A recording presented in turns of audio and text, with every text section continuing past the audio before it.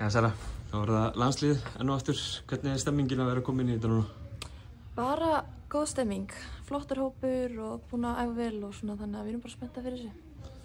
2 leikir núna á móti Serbíu og Portugal núna í þessum glugga. Svolítið á milli leikina, ekki gott að hafa nokkra daga svona á milli? Jú, þetta eitthvað, oftast hefum bara nokkra daga, að þú veist, miklu minna á milli, en núna það nýtist okkur vel að þurfum nýja þjálfara og nýjan hóp og svona, þannig að jú, þetta er bara flott.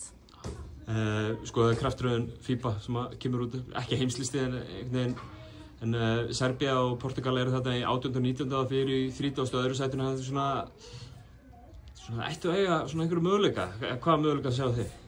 Ég minna, maður heldur að maður sé alltaf með möguleika í alla þessi leiki, en þetta eru 2 mjög sterkar þjóðir, komust báðar á Eurobasket í fyrra og já, þú veist, það er alltaf möguleiki en þetta verður erfitt.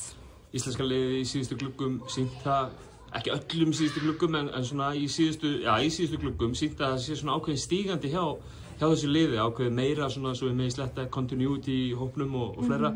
Finnur þú fyrir einhverju svoleiðis? Já, algjörlega sko, og mér finnst þetta nú að koma með nýtt þjálfarteymi og svona, ekki það þjálfarteymi á undan var frábært, en þetta er svona að vera að taka þetta á næsta level og maður finnur algjörlega fyrir því og bara flotta stelpundar sem eru að koma upp, mjög ungt lið með einn nýlega, en samt mjög ungt lið og bara greiðlega flottar sko. Talaði við nýlegan í hópnum áðan og hún sagði mér að þú var duglegust að miðla reynslu þinni svona af eldri leikmönnum. Ert þú að stíga inn í svona, þú veist, það hefur verið leiðtogi í þessu liði en finnur þú fyrir að þú þarft að vera í þessum hóp? Ekki þurfa að vera, mér finnst allar einhvern veginn bara flottir leiðtogar, þú veist, náttúrulega allar þessar stelpur eru leiðtogar í sínum liðum og svona, þannig að nei, mér finnst ekkert finna fyrir því en fínt að henni finnst það, en jú, bara ég trúi ekki að ég sé næsta elst sko, það er fínt að hafa Dani hérna, þannig að mér finnst ég alltaf eitthvað glampari. En já, þannig að jú, kannski eitthvað þannig, ég veit ekki. Frítt á völlina á miðvikudaginn, búist vantilega bara við fullum Ólafssal og látum og eins og hefur verið í síðustu leikjum, það er góð stemming hérna. Bara frábær stemming og bara virkilega spennt sko.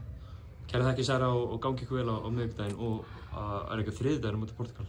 Jú, vikunni eftir, jú. Það er vika. Kæra þakki. Takk.